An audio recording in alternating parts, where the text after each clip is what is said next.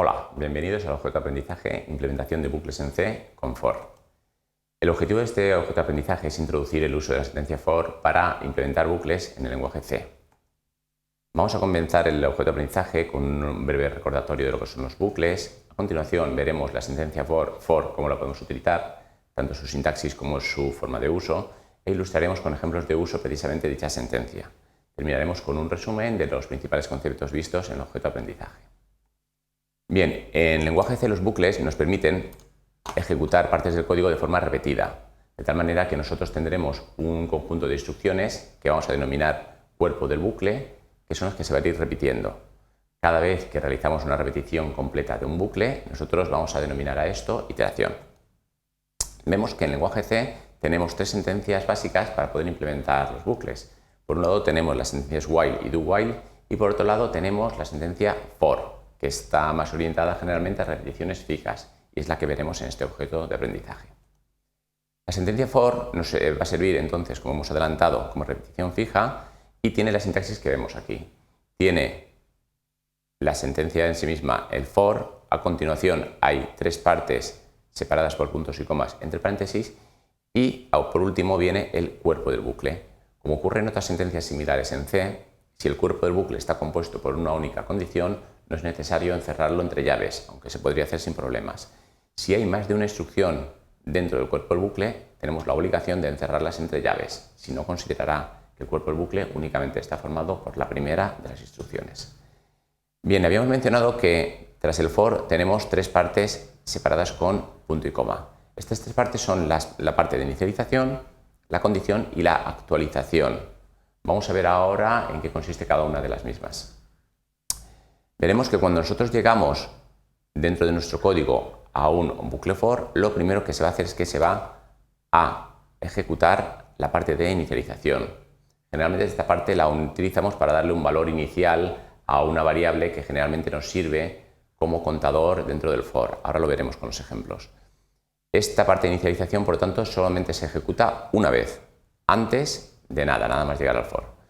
Bien, a continuación lo que se hace es que se comprueba si la condición que ponemos en segundo lugar entre los paréntesis es cierta. En caso de que esta condición se cumpla, pasaremos a ejecutar todas las instrucciones del cuerpo del bucle. En el caso de que la condición no sea cierta, directamente nos saldremos del bucle. Una vez ejecutamos todas las instrucciones del cuerpo del bucle, lo que se hace luego es ejecutar la actualización, es decir, la tercera de las partes que tenemos entre paréntesis. Y una vez ejecutada esta actualización, lo que hacemos es que comprobamos de nuevo la condición. En el caso de que siga siendo cierta, volvemos a ejecutar el cuerpo del bucle, es decir, volvemos a iterar, volvemos a actualizar y volvemos a comprobar la condición. Como podemos apreciar, si cuando llegamos al bucle for la condición no es cierta, nosotros saldríamos del mismo, con lo cual tendríamos que el número mínimo de iteraciones que podemos tener con un bucle for es precisamente 0. Vamos a ver un par de ejemplos para poder ilustrar el uso del for. Aquí vemos un ejemplo muy sencillito en el cual lo que hacemos es mostrar por pantalla una cuenta atrás desde el 3 al 0. Simplemente comenzamos el programa declarando una variable entera i, que es la que nos servirá como contador en el for, y a partir de aquí vemos que la instrucción de inicialización es i igual a 3.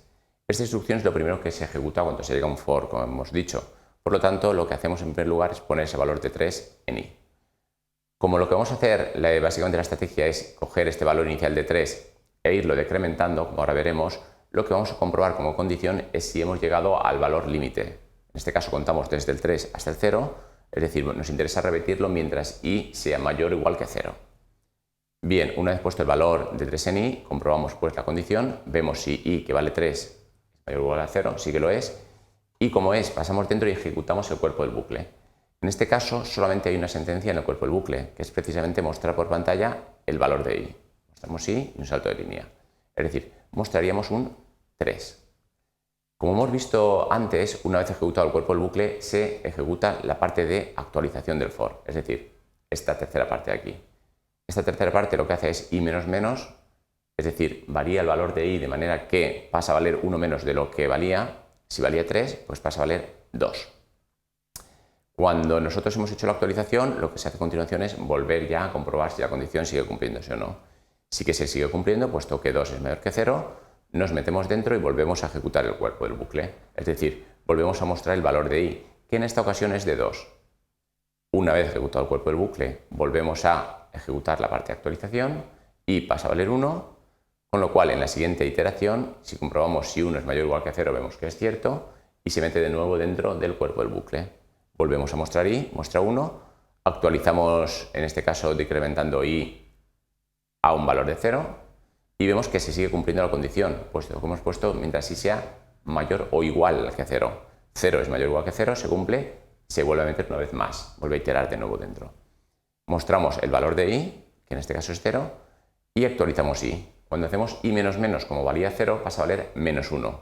Como vale menos 1, ya no se cumple la condición, por lo tanto se sale y ya mostraría por pantalla fin.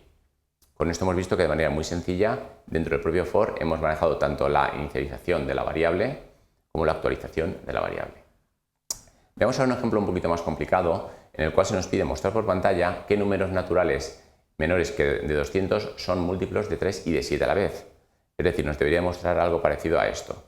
Hay una primera solución bastante sencilla que consiste en coger y mirar todos los números naturales menores que 200, es decir, utilizar una variable i que vaya desde 1 aumentando de 1 en 1 hasta 199, es decir, mientras sea menor que 200, y para cada uno de estos valores de i vamos a comprobar si es múltiplo de 3, es decir, si el resto de dividirlo por 3 es 0, y si es múltiplo de 7, lo mismo, si el resto de dividir por 7 es 0.